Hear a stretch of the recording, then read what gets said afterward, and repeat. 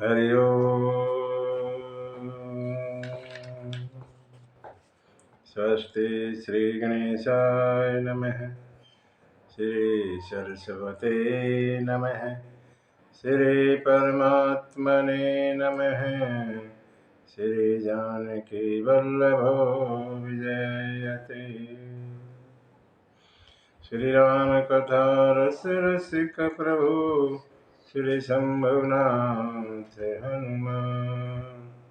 प्रेम सहित आसन धरहूँ सुनहु कथा करिगुण। यत्र यत्र रघुनाथ कीर्तनं तत्र तत्र कृतमस्तकाञ्जलिं आस्वादे परिपूरणे लोचनं मारुते नमत राक्षसान्तकम्। वक्रतुंड महाकाय सूर्यकोटि संप्रभ निर्विघ्नं कुरु मे देव सर्वकार्येषु सर्वदा।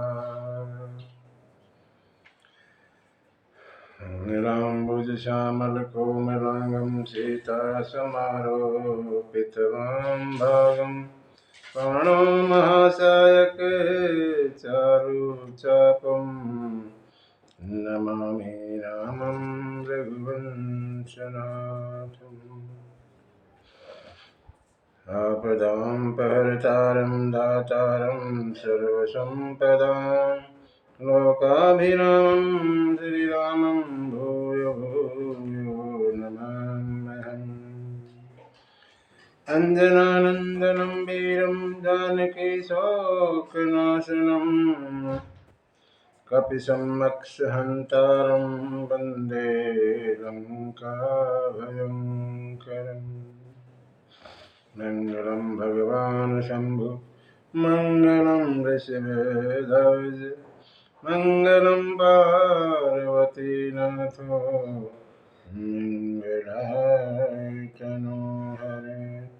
सर्वमङ्गलमाङ्गल्ये शिवा सर्वार्थसाधिके शरणे त्र्यम्बके गौरी नारायणी नमस्तुते। श्री तुलसीदास के पद कमल बारंबार मनाए कथा कहूँ रघुनाथ की श्री हनुमत होत सहाय। सीतारामचंद्र भगवान की जय। हनुमान जी महाराज की जय। भवानी शंकर भगवान की जय। गोस्वामी तुलसीदास महाराज की जय। श्रीमद् रामचरितमानस भगवान की जय। गौ माता की जय। भारत माता की जय। सत्य सनातन धर्म की जय।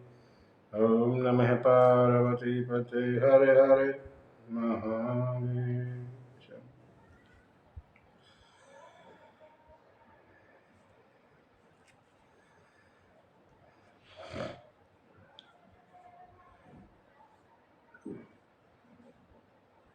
तात्पर ब्रह्म अकारण करुणा वरुणालय भगवान भक्तवांछा कल्पतरु श्री सीतारामचंद्र जी के चरणों में बारंबार प्रणाम। हनुमान जी महाराज भोले बाबा के चरण साष्टांग।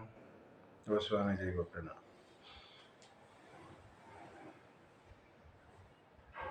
आप सभी कथा रस रसिक भक्तजन, माताएं, बहनें, बच्चे, सिया राम मैं सब जग जानी करहूँ प्रणाम जोड़े जुग पान।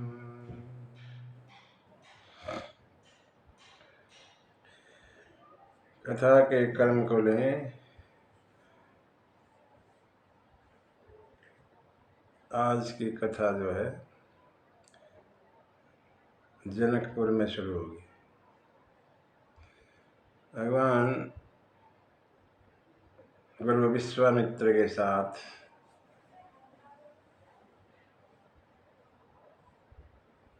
माँ अहिल्या का उद्धार करके जनकपुर की तरफ रवाना होते हैं। गुरु जी पहले राम और लखन को गंगा के किनारे लेकर चलते हैं, कथा सुनाते हैं। पूछने पर गंगा का अवतरण कैसे हुआ। हालांकि गंगा तो भगवान के चरणों से निकली, फिर भी भगवान पूछते हैं और गुरु जी बतलाते हैं। पूरी कथा गंगा अवतरण की विश्वामित्र जी राम को सुनाते हैं और फिर भगवान ऋषियों समेत संत मुनियों के साथ में गंगा में स्नान और ब्राह्मणों को दान, ये सब हमने भी करना चाहिए। किसी भी तीर्थ में जाएं, उस तीर्थ के महत्व के बारे में जानें, क्यों ये तीर्थ है, और वहाँ कोई सरोवर है, तालाब है, नदी है, उसमें स्नान करें और जैसी श्रद्धा, जैसा सामर्थ्य है, उसी हिसाब से दान भी करें। हो सके तो एक रात्रि तीर्थ में निवास करें। भागम भाग तीर्थ में जाए तो भागम भाग नहीं,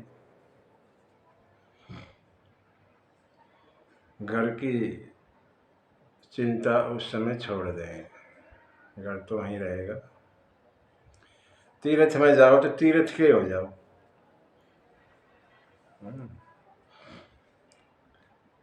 लोग जो है तीर्थ पर जाते हैं और घर की चिंता में पड़े रहते हैं, उस तीर्थ का ना ज़्यादा फल नहीं मिलता।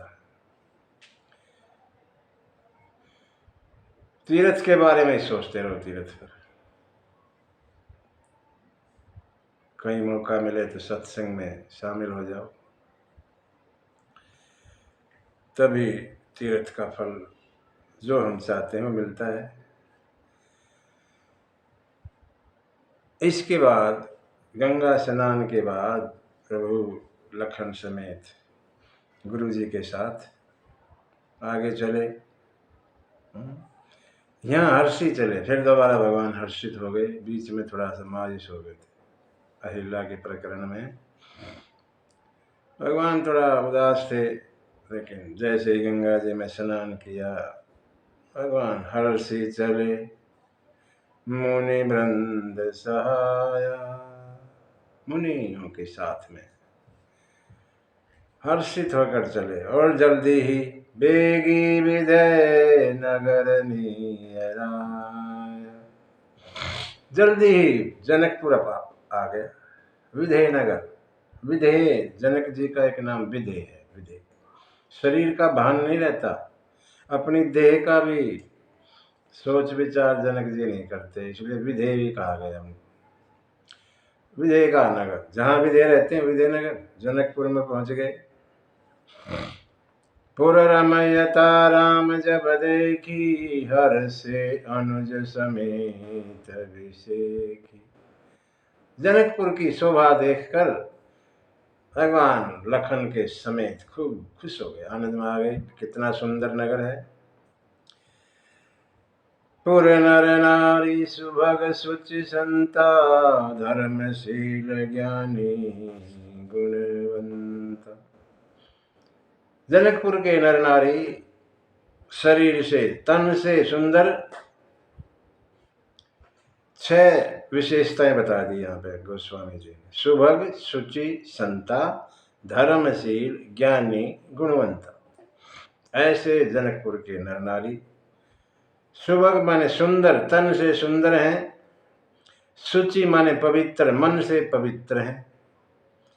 संता, संत स्वभाव है, स्वभाव से संत हैं। धर्मशील हैं, आचरण कैसा है, धर्मशील आचरण है, धर्म के इस पर चलते हैं। ज्ञानी हैं, विचार ज्ञानियों जैसे हैं, और व्यवहार में गुणवान है।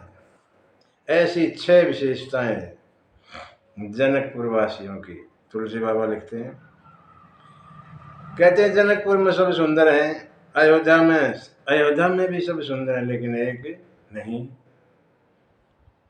मंथरा और लंका में तो कोई सुंदर नहीं है, एक को छोड़ के कोई अच्छा नहीं है, सभी दुष्ट हैं, एक विभीषण को छोड़कर। जनकपुर में सब अच्छे लोग हैं। एक नगर के बाहर एक आम का बाग देखा और गुरुजी कहने लगे, राम जी इधर ही रुक जाते हैं। भगवान बोले, ठीक है गुरुजी। भगवान कभी मना करते नहीं, जैसा गुरु कहते वैसे हाँ। आम के बगीचे में डेरा डाल दिया, सभी वहीं रुक गए और ये समाचार जनक जी को मिला। विश्वामित्र महामुनि आए, समाचार मिथिलापति पाए। मिथिला, मिथिला जनकपुर का एक नाम, दूसरा नाम मिथिला। विश्वामित्र जी आए हैं, ऐसा समाचार जनक जी को मिला और अपने मंत्रियों को, ब्राह्मणों को, गुरुओं को, श्रेष्ठ जाति के लोगों को लेकर विश्वामित्र महामुनि से मिलने चले जनक जी। आम के बगीचे की तरफ चले, प्रणाम किया। जाते ही जनक महाराज ने गुरु विश्वामित्र को प्रणाम किया। कीन प्रणाम चरण धरि माथा, अपना माथा चरणों में नवाया और दीन आशीष मुदित मुनिनाथ। विश्वामित्र जी ने जनक जी को आशीर्वाद दिया, खुश होके दिया आशीर्वाद। कुशल पूछी, हालचाल पूछा और महाराज जनक को बैठा लिया। विश्वामित्र जी ने बैठिए, बैठ गए। बातें चल रही थी, तभी जो है हुआ क्या था, विश्वामित्र जी महाराज ने राम और लखन को बगीचा देखने के लिए भेज दिया था पीछे से, क्योंकि जनक महाराज तो चक्रवर्ती राजा हैं और ये राजकुमार हैं, छोटे हैं, आएंगे तो आदर के लिए खड़ा होना पड़ेगा। विश्वामित्र नहीं चाहते राम जी ऐसे खड़े हों, तो भेज दिया था बाहर। और जब जनक जी आ चुके, बैठ चुके, तब आए। ते ही अवसर, उसी समय आए दो भाई, दोनों भाई आए। कहाँ गए थे? तुलसी बाबा लिखते हैं, गए रहे देखन फुलवाई, फुलवारी देखने गए थे, आ गए। उठे सकल, सभी खड़े हो गए। जब रघुपति आए और विश्वामित्र निकट बैठाए। विश्वामित्र ने दोनों भाइयों को बिठाया पास में, सब देखते रहे। और जनक महाराज जो विधेय कहे जाते हैं, जिनको देह का भान नहीं रहता, वो जैसे ही देखा, मूर्ति मधुर मनोहर देखी, भगवान की मनोहर मूर्ति को देखकर भयउ विधे विधे विशेखी, जो विधेय था बिना देखा वो विशेष देह का हो गया। शरीर की महत्ता को पता लगा उनको, अरे ऐसे भी होते हैं शरीरदारी। देखते रह गए, अपने आप को खींचा, अरे तू तो बच्चों की तरह क्या देखे जा रहा है। अपने आप को खींचा और पूछ पड़े। विश्वामित्र जी से जनक महाराज कहने लगे, महाराज कहूँ नाथ सुंदर दो बालक, ये दो सुंदर बालक कौन है? मुनि कुल तिलक की रघुकुल नृप कुल पालक। अपने आप ही फिर उत्तर भी देने लग गए। विश्वामित्र के उत्तर का इंतजार नहीं कर रहे, क्या ये मुनियों के कुल के तिलक हैं या राजाओं के कुल के पालक हैं? विश्वामित्र कहने लगे, आपको क्या लगते हैं? कहने लगे, ब्रह्म है जो निगम नेति कही गावा।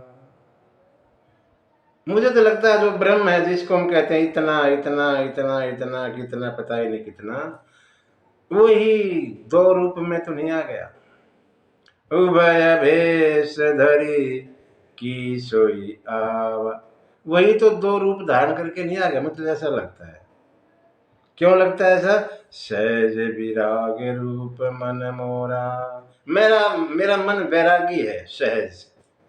मैं वैरागी हूँ, मैं ज़्यादा चिंता नहीं करता, सोचता नहीं, ऐसा मेरा मन है। लेकिन थकित हो तजिमि चंद चकोर, मेरा इनकी तरफ खींचा जा रहा है मेरा मन, जैसे चंद्रमा की तरफ चकोर का खींचा चला जाता है, ऐसे मेरा मन भी इनको देख के इनकी तरफ खींचा चला जा रहा है। जबकि मैं बैरागी, मेरा बैरागीपना यहाँ खत्म होता लग रहा है। इन्हीं बिलोकत अति अनुरागा, इनको देख के ना मुझे अनुराग हो रहा है, अनुराग। बरबस ब्रह्म सुख मन त्याग, और मैं ब्रह्म सुख में रहता हूँ। ब्रह्म सुख में कौन रहता है? जो निराकार का पूजन करते हैं, बिना शकल वाला। जनकपुर वासी निराकार की पूजा करते हैं, साकार भगवान की नहीं, जो शकल वाला उसकी नहीं करते। सारे जनकपुर वासी, जनक जी भी। मैं ब्रह्म सुख में रहता हूँ और इनको देख के मेरा ब्रह्म सुख खत्म हो गया लगता है। विश्वामित्र ने ये सब सुना जनक जी का और कहने लगे, महाराज आप ठीक कह रहे हैं। ए प्रिय सब ही जहां लगी प्राणी, ये केवल आपको प्रिय नहीं है, इस सृष्टि में जितने भी प्राणी सबको प्यारे लगते हैं, प्रिय लगते हैं, आपको भी लगेंगे। देखो, विश्वामित्र भी ज्ञानी और जनक जी भी ज्ञानी, दोनों ज्ञानी टकरा गए। राम ने सोची तेरा भांडा फोड़ेंगे, ये बताएंगे तेरे बारे में सबको। भगवान ने अपनी माया शुरू कर दी। जैसे ही कहा विश्वामित्र ने, ए प्रिय सब ही जहां लगी प्राणी, ये सबको प्रिय हैं, जितने भी जीव है ना सबको प्रिय। और भगवान ने अपना शुरू किया। मन मुस्काई राम सुनि बानी, भगवान मुस्कुरा दिए। मुस्कुराना माया शुरू कर देना। भगवान ने माया डाल दी विश्वामित्र पे और जो बताना चाहते थे उसको भूल गए।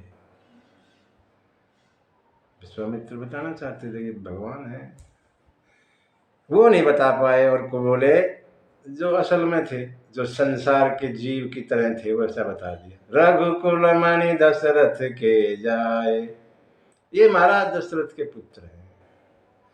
मम हित लागी नरेश पठाए, मेरे यज्ञ की रक्षा के लिए महाराज दशरथ ने इनको मेरे साथ भेज दिया, मेरे हित के लिए। इन्होंने मेरे यज्ञ की रक्षा की और मन ही मन कहने लगे, महाराज जनक जी आपके यज्ञ की भी यही करेंगे, चिंता मत करो।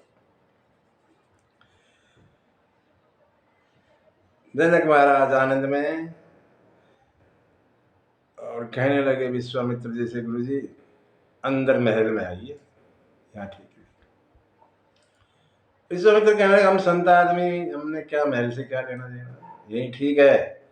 बोला आप अकेले आते संत मुनि लोग तो ठीक था, आपके साथ में ये दो राजकुमार, वो भी महाराज दशरथ के, अब ठीक नहीं, अब तो महल में आ जाओ। विश्वामित्र जी ठीक है, हाँ कर दी। और सुंदर सदन सुखद सब काला, ऐसे सुंदर सदन में वास दिया। सुंदर सदन जानकी माता का महल है, जिसमें सीता माता रहती हैं। सुखद सब काला, हर समय सुख देता है, ऐसा भवन है। जनक महाराज ने सीता माता को कहा, बेटी इस महल को खाली कर दो अपने को, ऐसे ऐसे ना, क्योंकि सब बहुत सारे राजा आए थे, जगह खाली नहीं थी कोई, इनकी कोई वो उम्मीद थी नहीं कि ये भी आएंगे। इसलिए जनक महाराज ने सीता जी को कहा कि आप अपना महल खाली कर दो, क्योंकि इसमें ऐसे ऐसे रहेंगे, और मैं पिताजी आप मेरे यहाँ जाओ। तुलसी बाबा कहना चाहते हैं, भक्ति के महल में भगवान को ठहराओ और भक्ति को अपने महल में ठहरा दो इधर। ये सूत्र है। भक्ति को अपने यहाँ रखो और भगवान को भक्ति के घर में। आवास दिया विश्वामित्र को, राम लखन को, तीनों को सुंदर सदन सीता के महल में वास देकर आज्ञा लेकर, और जनक जी गए, महाराज थोड़ा काम देख ले, कल ही तो है प्रोग्राम, कल ही तो यज्ञ का दिन है निश्चित, तो आपकी आज्ञा हो तो मैं थोड़ा बंदोबस्त प्रबंध देख लूं। अब मुनि जी ने आज्ञा दी। विश्वामित्र राम और लखन के साथ यहाँ रह रहे हैं।